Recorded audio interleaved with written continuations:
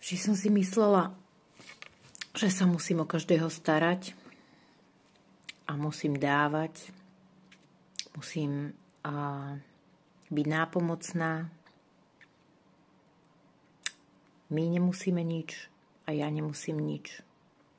Ja musím iba byť a ja musím iba žiť.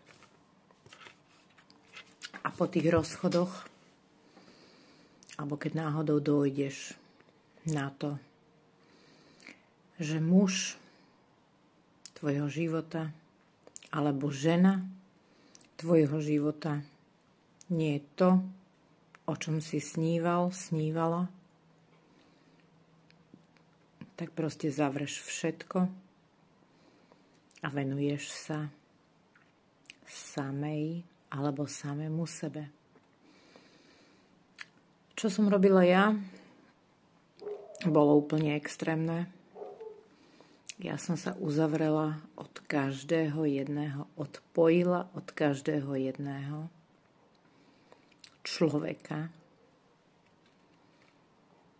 a počúvala som ostatných radcov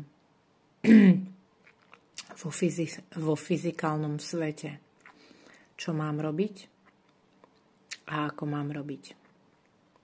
Teraz už viem, že vlastne tí radcovia mi len nastavovali cestu, ukazovali cestu, že tá jediná cesta je ku mne samej.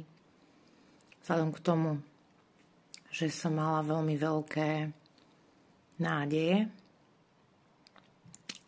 čo nie je zlé, ale nemala som ani poňatie, že ja som vlastne ten zdroj, ja som vlastne tá nádej. Videla som to vždy z vonkajšieho sveta. Tak nám bolo povedané. A bez toho, aby som sa sama do toho pozrela, vyskúšala si, tak by som to nemohla vedieť.